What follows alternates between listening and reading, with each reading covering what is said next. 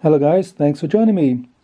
As you can see, I've got my MP40 deactivation out, and it is my favorite military item in my collection. It's the star item in my collection, and I've always had an interest in this particular weapon. And what I'm going to do today is go through 3 books which I've got, which deal with the MP40, given its development and its usage during the war and beyond. And I thought you might have an interest in having a quick flick through these books here. Maybe give you an idea to buy a copy for yourself, for your own references. Anyhow, what I'm going to do is I'll go through these books one by one. I'm not going to go through every single page because of copyright issues, but I'll give you a flavor of what is available out there on the likes of eBay. So anyhow, we'll just have a look at the books just now. The first book I'm going to flick through is the MP40. It was written by Mike Ingram, and this particular book was published in about 2001. It is part of the Weapons of War series, and it has a history of the submachine gun to begin with, where the idea, the concept behind the submachine gun came from, starting off in World War I with the MP18. As you can see, there's plenty of photographs in the book and illustrations. Then we got development of the submachine gun between the wars. You've got SS troops here with a MP38 being used and an MP38.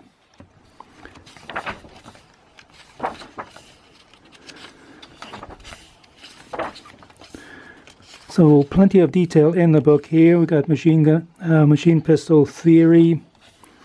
And again, these photographs here showing the MP40 in use back in the Second World War.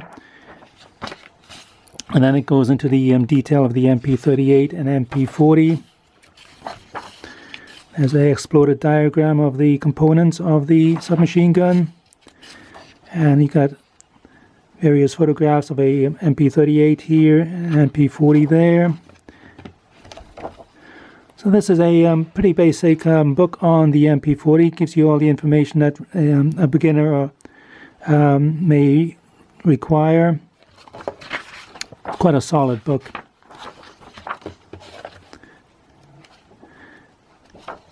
And then it goes on to other machine guns of World War II, descriptions of various Allied and Axis machine guns. And then there's a section here comparing different machine guns or submachine guns with each other. So that is the MP40 by Mike Ingram. The second book I've got is the MP38 and MP40 submachine guns by Alexandro I think it's Quesada.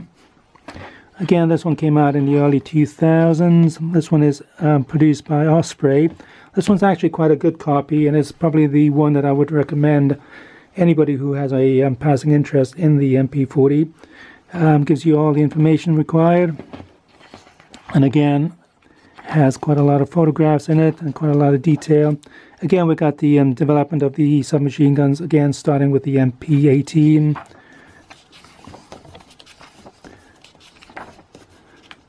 And again, there's plenty of photographs here, exploded views and cutouts of the submachine gun, manufacturers and their markings, the ammunition used, magazines, magazine pouches, and again the usage of the submachine gun during the Second World War. It also gives you these photographs of the stripping of the weapon and other types of machine guns like the MP41.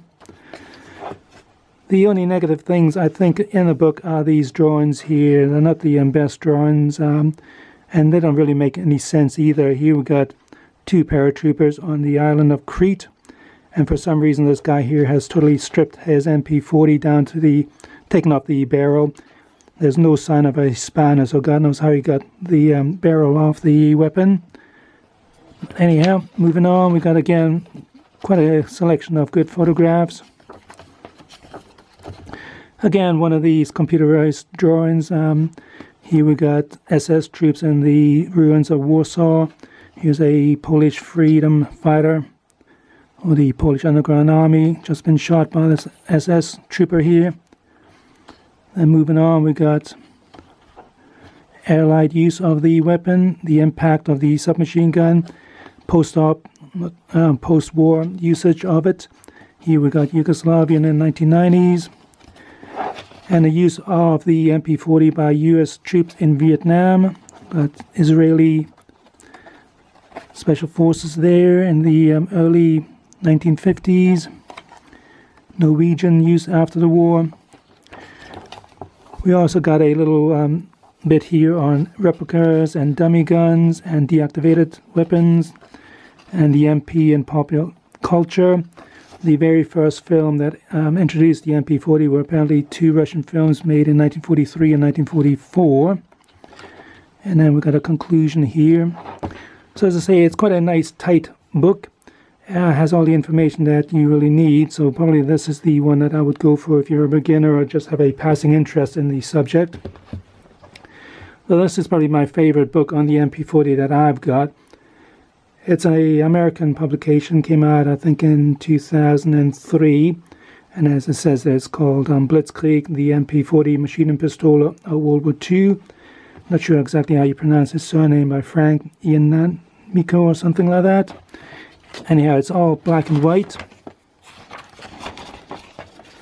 but it has quite a lot of detail of the weapon here. Again, it has the development of the weapon, has close-ups of individual weapons. Again, we're starting off with the MP18 as per usual.